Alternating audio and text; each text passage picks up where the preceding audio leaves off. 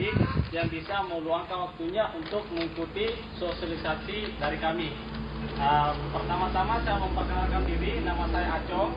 Saya dari wakil dari Dirjen Pajak yang mungkin biasa selama ini adik-adik biasa dengar, kantor pelayanan penjualan dan konsultasi perpajakan yang ada di Rumbia. Kemudian sebelum saya lanjut untuk memberikan materi, pertama saya akan memberikan materi, kemudian kedua saya akan meluangkan kepada adik-adik untuk melakukan pertanyaan. Jadi pertama saya menjelaskan bahwa apa itu pajak. Pajak itu adalah iuran yang dilakukan oleh wajib pajak yang diatur oleh undang-undang yang sifatnya memaksa untuk kepentingan negara.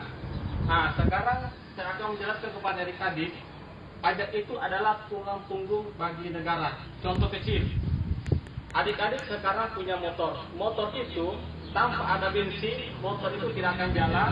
Kemudian kedua, motor itu tidak akan bunyi, walaupun itu motor baru ataupun motor dari luar negeri. Begitu pula dengan negara kita. Negara kita tanpa ada pajak, negara kita tidak akan bisa maju. Kemudian negara kita tidak akan bisa melakukan pembangunan-pembangunan yang selama ini sudah kita lihat. Contohnya jalanan yang dulunya mungkin tidak aspal, sekarang jalan ini sudah aspal.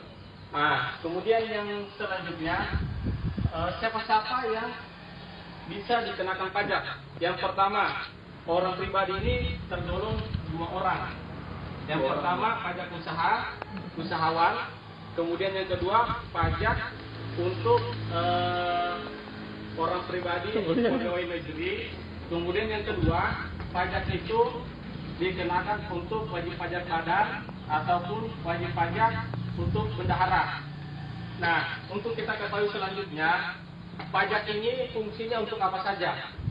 Supaya adik-adik mengerti, saya memberikan contoh gambaran kecil yang mungkin selama ini adik melihat di sekitar kita. Yang pertama, Bombana dulunya mungkin belum mempunyai lampu jalan.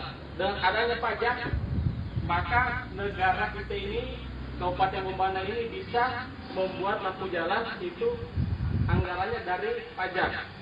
Kemudian yang kedua, Bombana ini dulunya mungkin belum aspal.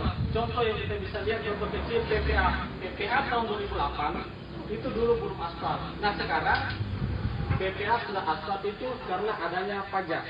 Nah, kemudian di sini mungkin adik-adik sering mendengar pajak, tetapi ketika mendengar pajak adik-adik mungkin hanya mendengar begitu saja.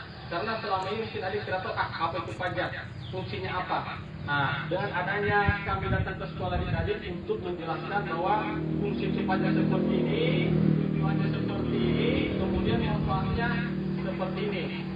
Nah, mungkin dari materi yang saya bawakan ini, ada mungkin dari adik-adik yang ingin dipertanyakan dari materi yang saya bawakan dari sebelum ini. Silakan. Dapat dibayar pajak kakak. Terima kasih untuk adik yang telah memberikan pertanyaan. Kenapa kita harus bayar pajak? Nah, tadi saya sudah jelaskan bahwa pajak itu adalah tulang punggung negara kita. Contoh kecil, kalau motor tidak diisi bensin, motor itu tidak akan jalan. Begitu pula dalam negara kita, makanya dikeluarkannya undang-undang untuk bagi wajib pajak agar yang memiliki penghasilan untuk bayar pajak. Maka dari itu kita bisa simpul bahwa pajak itu sangat penting bagi kita dan bukan untuk diri kita sendiri, tetapi untuk seluruh rakyat Indonesia. Sekarang saya berikan lagi peluang kepada adik-adik. Siapa tahu ada lagi yang mau dipertanyakan, silakan. Katanya pajak untuk bikin jalan. Kok masih ada jalan yang rusak? Sekarang mungkin saya jelaskan kepada adik-adik. Kantor pajak hanya bisa memberikan materi kepada masyarakat yang belum mengenal pajak. Untuk lebih yang berhak untuk melakukan pembangunan itu adalah dalam satu wilayah itu, contohnya Kabupaten Bombana. Dalam satu Kabupaten Bombana itu sudah diberikan anggaran sekian. Mengapa jalan ini tidak diperbaiki? Itu tergantung dari kepala wilayah, dan kami dari kantor pajak tidak memiliki hak untuk memprotes bupati kenapa jalan ini belum diperbaiki, karena itu adalah hak dari bupati. Oh begitu ya kak. Begitu ya pak. Bagaimana adik-adik, masih ada lagi yang ingin bertanya? Tidak ada kakak. Kemudian yang kedua, pajak ini tidak dibebankan saja untuk orang pribadi, tetapi untuk bendahara juga. Contohnya mungkin di sekolah adik-adik ada yang dinamakan bendahara sekolah. Bendahara sekolah itu dia juga dikenakan pajak dalam setiap pembeliannya. Contohnya mungkin pembelian kursi-kursi adik-adik yang dipakai saat ini itu tidak dibeli saja, tapi ada juga pajak yang dipungut. Contohnya mungkin PPh pasal 2, kemudian PPE, PPh pasal 2 di sini yang bisa saya jelaskan bahwa belanja di atas 2 juta itu dikenakan PPh. Belanja kemudian di atas 1 juta hanya dikenakan PPN. Jadi di sini bukan hanya untuk pajak pribadi yang dikenakan, tetapi bendahara juga dikenakan. Kemudian yang ketiga, wajib pajak badan itu juga dikenakan pajak. Contohnya mungkin adik-adik di sini ada bapaknya yang mempunyai CV. Setiap mendapatkan proyek itu anggaran yang diterima itu sudah dipotong langsung pajaknya. Jadi proyek yang digunakan itu sudah lepas dari pajak. Jadi di sini perlu adik-adik ketahui bahwa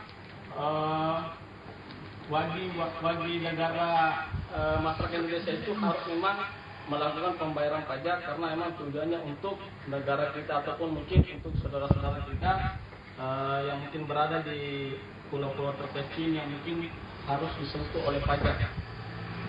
Jadi mungkin waktu lagi berapa menit? 4 menit lagi. Kemudian yang ketiga, contoh kecil, pajak itu terbagi dua, yaitu pajak pusat dengan pajak daerah. Pajak pusat itu yang tadi telah saya jelaskan. Untuk pajak daerah yaitu pertama pajak yang dikelola oleh kabupaten yang biasa disebut dengan PAD, yaitu pajak daerah. Apa-apa saja yang terdiri dari pajak daerah itu? Yang pertama pajak reklame, kemudian kedua pajak-pajak warung makan yang mungkin selama ini adik-adik ketahui. Pajak reklame, pajak lampu itu yang dikelola oleh daerah, dan itu berapapun besar tingginya pajaknya itu tergantung dari daerah yang kelola, bukan pajak pusat, tetapi semuanya lari ke pajak. Kemudian yang kedua ada disebut dengan pajak provinsi. Pajak provinsi itu yaitu apa saja dipungut. Yang pertama pajak kendaraan yang mungkin adik-adik selama ini sering menggunakan motor, membayar di Samsat, itu larinya yang dinamakan pajak provinsi. Mungkin dari saya materi ini yang telah saya berikan, sementara ada dari adik-adik yang ingin bertanya? Tidak ada, lanjut saja. Materi kosong saya kakak. Mungkin dari saya ini saja materi yang saya bisa bawakan. Lebih dan kurangnya saya minta maaf kepada adik-adik. Kalaupun memang ada tutur kata saya yang kurang berkenan di hati adik, saya minta maaf. Saya juga mengucapkan banyak terima kasih kepada adik-adik yang telah menerima materi dari kami dengan serius. Saya ucapkan banyak terima kasih. Assalamualaikum warahmatullahi wabarakatuh.